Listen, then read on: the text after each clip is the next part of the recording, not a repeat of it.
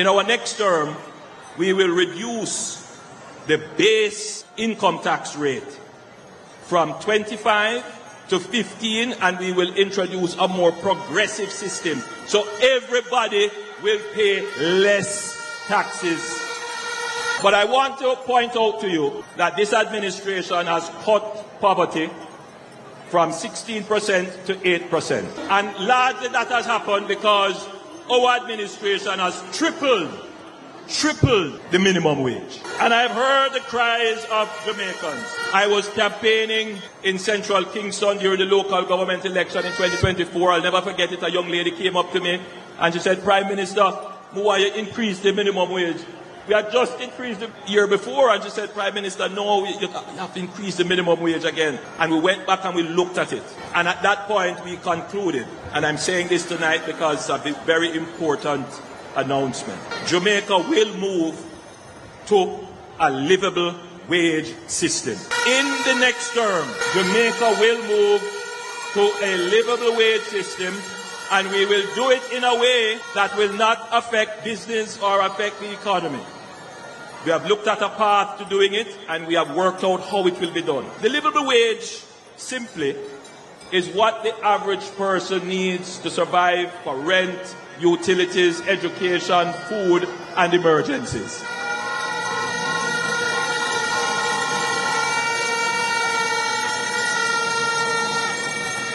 So, over the next few years, in our third term, we will double the minimum wage from $16,000, what we have carried it to now, having almost tripled it, to $32,000.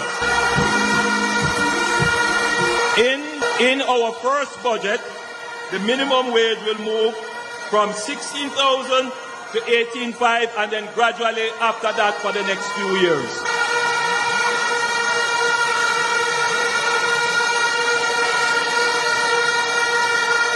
Listen to me carefully. Listen to me carefully. It is necessary to do this. It is necessary to do this. And I want all Jamaicans to appreciate how our economy has changed.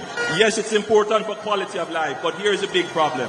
At 3.3% unemployment, you are practically at full employment. People are not making a decision to leave what they are doing. Many of them are at home.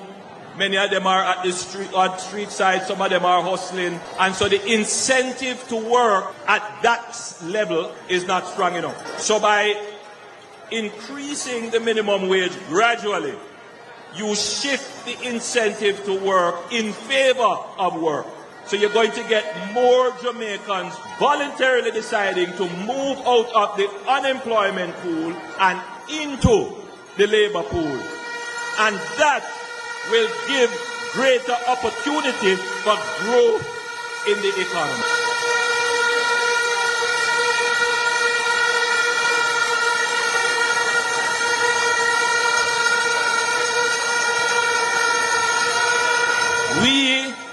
Listen to me carefully, people. In the last 9 years, we have spent the time building a finely tuned economic engine. Finely tuned, finely balanced. You can't make any big swing. Everything you do, you have to plan it out over a period of time. And that is how we have managed to keep everything stable without asking you to pay any more taxes. And in fact, we have given back taxes to you. We are now giving the Solidarity Program. We have given a lot of increases in the minimum wage. And now the big thing is that Jamaica will move towards a livable wage. That is what you can expect in the third term of the Jamaica Labour Party. We are the party that move poor people from poverty to prosperity. We love the poor, but we hate poverty.